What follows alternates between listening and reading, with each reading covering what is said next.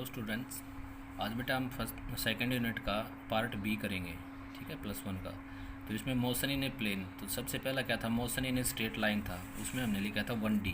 ठीक है, motion in straight line में क्या लिखा था, 1D, यानी motion in one dimension. One dimension का मतलब क्या होता है, 3 कोऑर्डिनेट में से कोई भी एक कोऑर्डिनेट चेंज होना। ये एक्स कोऑर्डिनेट है, ये वाई है और ये जेड है। या तो वो एक्स एक्सिस में जाए, ठीक है, या वो वाई में जाए या जेड में जाए, इन तीनों में से किसी एक एक्सिस में जाए वो, तो क्या कहलाएगा, motion in one dimension. Motion in one dimension जैसे एक स्ट्रेट लाइन में कोई ट्रेन चल रही है, एग्जांपल इसका क्या है, वो एक ट्रेन है, वो स्ट्रेट लाइन में चल रही है, तो मोशन इन वन डायमेंशन है बेटा। ठीक है, क्योंकि उसका एक्स एक्सिस क्या है, केवल एक ही कोऑर्डिनेट चेंज हो रहा है। आज पढ़ेंगे मोशन इन ए प्लेन। तो प्लेन में हमेशा 2 डायमेंशन होते हैं। आपकी नोटबुक है, प्लेन है, ये आपकी नोटबुक है, प्लेन है, इसमें 2 डायमेंशन है, एक एक्स एक्सिस है और एक वाई एक्सिस है। ठीक है, प्लेन में हमेशा कितने डायमेंशन होते हैं, 2D। तो 2D लिखा है हमने, 2D मोशन। 2D का मतलब 2 डायमेंशन। ठीक है, तीन में कोऑर्डिनेट में से कोई 2 का चेंज होना। ठीक है, जैसे या तो एक्स वाई चेंज हो जाए, या जेड एक्स चेंज हो जाए, या वाई और जेड चेंज हो जाए। ठीक है बेटा, तो ये मोशन इन ए प्लेन जो होता है, प्लेन में हमेशा 2 डायमेंशन होते हैं। ठीक है, प्लेन में हमेशा कितने डायमेंशन होते हैं, 2। ठीक है बेटा, जैसे इसमें कोई बॉडी यहाँ पे है, तो यहाँ पे देखूँ मैं, ये कौन सा कोऑर्डिनेट है, वाई, और ये कौन सा एक्स है, तो यहाँ पे से कोऑर्डिनेट लिखूँ तो क्या आएगा, एक्स और वाई। ठीक है, दोनों चेंज हो रहे हैं, देखिए। तो ये क्या है, मोशन इन ए प्लेन। आपका जो ब्लैक बोर्ड है वो एक प्लेन में होता है। ठीक है, आपकी नोटबुक का जो पेज है ये एक प्लेन में है। तो इस चैप्टर में हम क्या पढ़ेंगे, motion in a plane. Plane में हमेशा कितने डायमेंशन होते हैं, कितने होते हैं बेटा, तो दो डायमेंशन है, 2 कोऑर्डिनेट उसके चेंज होंगे। When the particle is moving on 2D type axis, 2D type axis मैंने आपको बता दिया, then that motion is called motion in a plane। 2D type का मतलब क्या हुआ, 2 डायमेंशन उसके चेंज हो, 2 डायमेंशन उसके चेंज हो, शॉर्ट में लिख रखा है 2D। ठीक है, जैसे कि ये दे दिया आपने को। ठीक है, ये कोई पार्टिकल ऐसे जा रहा है, मोशन ऑफ ए पार्टिकल है।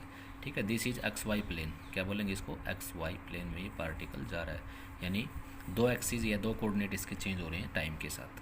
ठीक है, यानी प्लेन कैसे कैसे हो सकता है, एक्स वाई प्लेन हो सकता है, देखिए एक्स वाई प्लेन ये रहा, वाई जेड हो सकता है, वाई से जेड यहाँ पे होगा, वाई जेड हो सकता है, और जेड एक्स हो सकता है, यानी जेड और ये एक्स। ठीक है, तो प्लेन ये ऐसे बनेंगे। एक्स एक्सिस में एक यूनिट वेक्टर लेंगे जो डायरेक्शन को देगा अपने को। एक्स एक्सिस में यूनिट वेक्टर क्या लेते हैं, हमेशा आई लेते हैं। वाई एक्सिस में क्या लेंगे, जे, और जेड एक्सिस में क्या लेंगे, के। ठीक है, उसके बाद आज का जो टॉपिक है अपना, पहले स्टार्ट करेंगे हम, क्या फिजिकल क्वांटिटीज़ क्या होती हैं। ठीक है, यानी फिजिकल क्वांटिटीज़ क्या होती है जिनको हम मेजरमेंट कर सकते हैं। ठीक है, जैसे बेसिक फिजिकल क्वांटिटी हम फर्स्ट यूनिट में बताया था हमने, क्या होती है, मास, लेंथ और टाइम। ठीक है, फंडामेंटल फिजिकल क्वांटिटीज़ जिनका मेजरमेंट हम कर सकें। ठीक है, तो 3 प्रकार की होती हैं, scalar physical quantity, vector physical quantity. ये 2 आपने पढ़ रखी है 9th में। थर्ड जो होती है वो बीटेक वाले बच्चों के लिए ज़्यादा इंपॉर्टेंट है। ठीक है, बीटेक वाले बच्चों के लिए थर्ड भी इंपॉर्टेंट है, वो जब बीटेक करेंगे तो वो थर्ड भी, टेंसर भी पढ़ेंगे। थर्ड कौन सी होती है, टेंसर। यानी स्केलर फिजिकल क्वांटिटी कौन सी होती है, those physical quantity only magnitude, जिनमें क्या होता है, केवल मैग्नीट्यूड होता है, इसमें डायरेक्शन नहीं होती है। ठीक है, सिंपली एडिड, सिंपली इनको ऐड कर देंगे। ठीक है, एग्जाम्पल है मास, स्पीड, डिस्टेंस, यानी those physical quantity which have only magnitude but no direction and obey simply law of vector addition. ठीक है, simply law of algebraic addition. ठीक है, मास हो गया, देखिए मास का कोई डायरेक्शन है क्या, नहीं। स्पीड का कोई डायरेक्शन है, स्पीड अपने मीटर में बताती है, कितनी, कार के मीटर में बताती है 40 किलोमीटर पर आवर। ठीक है, तो इसका डायरेक्शन थोड़ी है स्पीड का, डायरेक्शन दे देंगे तो क्या बन जाएगा, वो वेलोसिटी, वो तो वेक्टर हो जाएगी। डिस्टेंस रहा। ठीक है, वेक्टर फिजिकल क्वांटिटीज़ कौन सी होती हैं, जिनका मैग्नीट्यूड और डायरेक्शन दोनों होती हैं, those physical quantity which have magnitude as well as direction. जैसे मैं बोल दूँ 40 किलोमीटर पर आवर इन नॉर्थ। ठीक है, तो इसमें नॉर्थ में क्या आ गई, डायरेक्शन भी आ गई और 40 भी आ गई। मैग्नीट्यूड क्या है, 40, और डायरेक्शन क्या है, नॉर्थ। ठीक है, जैसे मैं क्या बोल रहा हूँ, 40 किलोमीटर पर आवर, मैंने बोला था स्पीड कितनी है, स्पीड कितनी है, 40 किलोमीटर पर आवर। तो इसमें देखिए डायरेक्शन नहीं है, तो क्या है ये, स्केलर। अब मैं बोल दूँ, जैसे वेलोसिटी बोलूँ मैं, वेलोसिटी है 40 किलोमीटर पर आवर इन नॉर्थ। देखिए नॉर्थ क्या देगा इसमें, डायरेक्शन, क्या दे देगा ये, डायरेक्शन। ठीक है, और ये क्या है, 40 इसका मैग्नीट्यूड, और किलोमीटर पर आवर क्या है इसका यूनिट। ठीक है, तो सारी चीज़ें आपको कंफर्म होनी चाहिए। ठीक है बेटा, तो यानी वेलोसिटी का अगर हम मैग्नीट्यूड ले लें तो क्या बन जाती है, स्पीड बन जाती है। ठीक है, ओनली मैग्नीट्यूड लें, यानी जो वेलोसिटी है उसका मैग्नीट्यूड क्या किसके बराबर होता है, स्पीड के बराबर। मैग्नीट्यूड इसका कितना है 40 और इसका भी कितना था 40, तो मैग्नीट्यूड क्या है 40, स्पीड कितनी होगी 40 किलोमीटर पर आवर। तो इसमें क्या होता है, those physical quantity which have magnitude as well as direction and they obeys vector law of addition. आगे पढ़ेंगे बेटा, वेक्टर को जोड़ने के कुछ नियम होते हैं, ठीक है, वेक्टर्स को जोड़ने के कुछ नियम होते हैं जो वेरी इंपॉर्टेंट है, काफ़ी यूज़फुल है वो जब तक हम साइंस पढ़ेंगे, फिजिक्स पढ़ेंगे, ठीक है। वेक्टर लॉ ऑफ एडिशन, तो वेक्टर क्वांटिटी वो होती हैं जिनका क्या होता है मैग्नीट्यूड भी हो और डायरेक्शन भी हो, और तीसरी क्या बात है वो वेक्टर लॉ ऑफ एडिशन को ओबे करें। एग्जांपल मैंने बता दिया आपको, वेलोसिटी है, डिस्प्लेसमेंट है, एक्सेलरेशन है, ठीक है। एक्सेलरेशन क्या होता है, change in velocity upon time, ठीक है। तो इसमें क्या हुआ, हमें क्या पता कि कैसे, देखिए कोई पार्टिकल के ऊपर हमने क्या बताया, ये कोई बॉडी है, इसके ऊपर एक फोर्स लगा 3 न्यूटन और एक फोर्स लगा 4 न्यूटन, तो जनरल क्या कहेंगे टोटल कितना फोर्स हो गया 7 न्यूटन, तो ये गलत है, ठीक है, ये क्या है गलत है बेटा, अपना 7 न्यूटन नहीं आएगा।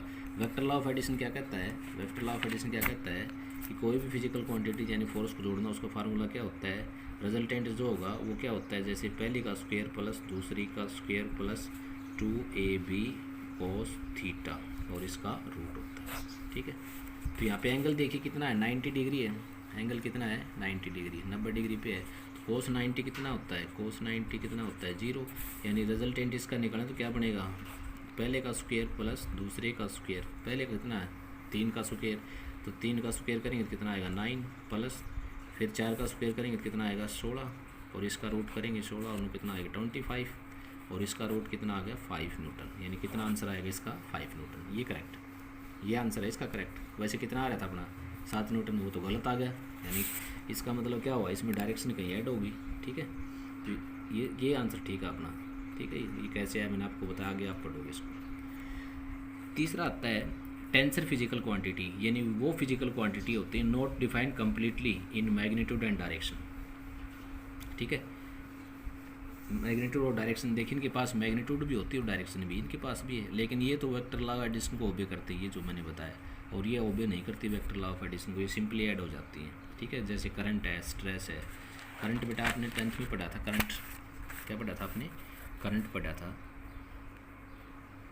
करंट की हमने डायरेक्शन भी बताई थी, याद हो तो बताई थी क्या, डायरेक्शन देखिए करंट की डायरेक्शन क्या होती है, ये कोई सर्किट मान लो, पॉजिटिव से क्या डायरेक्शन होती है, पॉजिटिव से नेगेटिव की तरफ, किसकी डायरेक्शन होती है, करंट की, ठीक है। तो करंट के पास डायरेक्शन तो है, डायरेक्शन है, लेकिन ये कैसी क्वांटिटी है, स्केलर, और स्केलर जब आपको एग्जाम में टेंसर नहीं दिया हो तो करंट को क्या लोगे आप, स्केलर लोगे। अगर जब आपको ऑप्शन में स्केलर और टेंसर और वेक्टर तीनों दे रखे हो तो करंट क्या कहोगे आप, टेंसर कहोगे। मैंने बताया ना टेंसर फिजिकल क्वांटिटी, रेगुलर बच्चे इसको कम पढ़ते हैं, ये बीटेक वालों के लिए ज़्यादा यूज़फुल है, ठीक है। तो कहीं भी ऑप्शन में कई बार कर देता है, ऑप्शन में कंपटीशन का एग्जाम दोगे उसमें स्केलर करंट स्केलर है, एक वेक्टर एक टेंसर है, तो क्या बताना आपको, टेंसर बताना है, ठीक है बेटा। जब टेंसर ऑप्शन नहीं हो तो क्या बता दोगे आप, स्केलर। तो देखिए करंट में डायरेक्शन है, ठीक है, जैसे 2 एम्पीयर करंट है, 2 एम्पीयर डायरेक्शन भी है, मैग्नीट्यूड भी है, फिर भी करंट को हम स्केलर या टेंसर क्यों मानते हैं, क्या कारण है इसका कारण है, देखिए जो करंट को ऐड करते हैं ना वो सिंपली अलजेब्रिकल रूल फॉलो करता है एडिशन के। मान लो यहाँ से 4 एम्पीयर करंट आया, यहाँ से कितना एम्पीयर करंट आया 3 एम्पीयर, तो यहाँ से कितना करंट जाएगा इस वायर में, एक तार में से 4 आ रहा है, एक तार में से 3, तो यहाँ पे कितना आना चाहिए 7 एम्पीयर। तो देखिए जनरल इसने वेक्टर लॉ ऑफ एडिशन के बगैर ही हमने क्या किया, इसको ऐड कर दिया और ये कितना आ गया 7 एम्पीयर, ये आंसर सही है इसका। इसलिए करंट क्या है कि टेंसर फिजिकल क्वांटिटी, ठीक है। देखिए बेटा एग्जांपल हमने दिया है, इसका रीजन भी बता दिया, ठीक है। आल्दो करंट के पास डायरेक्शन है बट फिर भी क्या है, ये स्केलर या टेंसर फिजिकल क्वांटिटी है। उसके बाद वेक्टर क्या होता है, vectors are those physical quantity which है बोथ मैग्नीट्यूड एंड डायरेक्शन, ये तो हमने पढ़ लिया अभी। उसके पास मैग्नीट्यूड भी हो, डायरेक्शन भी हो, जो वेक्टर लॉ ऑफ एडिशन को ओबे करे, फॉलो करे, ठीक है। देखिए हमने एक वेक्टर का रिप्रेजेंटेशन ऑफ वेक्टर बनाया, एक वेक्टर बनाया यहाँ पे, ये क्या है, टेल है वेक्टर की, ये हेड है, इसको क्या बोलेंगे टेल पूंछ, और इसको क्या बोलेंगे हेड इसका सिर। जैसे मैं बोलता हूँ a = 2, यानी a = 2 का क्या मतलब हुआ, कुछ भी नहीं है, ये तो मैग्नीट्यूड है, केवल स्केलर होगा। वेक्टर कब बनेगा, ए के ऊपर वेक्टर लगा दो, एक वेक्टर का सिंबल होता है, ए के ऊपर क्या लगा दिया, वेक्टर, ठीक है। इज इक्वल टू 2i, आई क्या है, यूनिट वेक्टर मैंने बताया था, आई क्या होता है, एक्स एक्सिस का यूनिट वेक्टर जो एक्स एक्सिस को रिप्रेजेंट करेगा। जे क्या होता है, जो डायरेक्शन देगा, यूनिट वेक्टर क्या देता है, डायरेक्शन, ठीक है। यानी क्या होगा, इसके ऊपर हमने क्या लगा दिया, 2i, आई का मतलब यूनिट वेक्टर है, ठीक है। तो क्या देगा, डायरेक्शन, यानी कौन से एक्सिस में होता है, एक्स एक्सिस में। तो यानी ए क्या है, 2 है एक्स एक्सिस में, मैं बी बराबर 3 लिख दूँ, क्या मतलब हुआ, तो बी के ऊपर मैंने वेक्टर लगाया, 3 लिख करके जे लगा दिया, यानी बी 3 है किसमें, वाई एक्सिस में। सी बराबर मैंने 4 लिख दिया, तो vector C is equal to 4 क्या है, जे किस में है, वाई में, के लगा दे तो के में, ठीक है। तो इसको हम काटते हैं कहीं से, तो इसको लाइन सेगमेंट बोलते हैं। लेंथ इज इक्वल टू क्या आ जाएगा, मैग्नीट्यूड, यानी ए का मैग्नीट्यूड कितना है, 4 यूनिट, तो 4 तो क्या है, मैग्नीट्यूड, और ए के ऊपर ये वेक्टर लगा देते, क्या दे देगा हमें, डायरेक्शन, यानी 4 unit in south direction. Types of vector में पढ़ेंगे, आज हम थोड़े ही करेंगे, बाकी कल करेंगे। काफ़ी सारे वेक्टर होते हैं। पहला होता है इक्वल वेक्टर, जिसका मैग्नीट्यूड और डायरेक्शन शुड बी सेम। एक ऐसा वेक्टर हो magnitude and direction should be same is called equal vector. आप डेफिनेशन पूरी लिख लो, मैंने शॉर्ट में बता दिया है।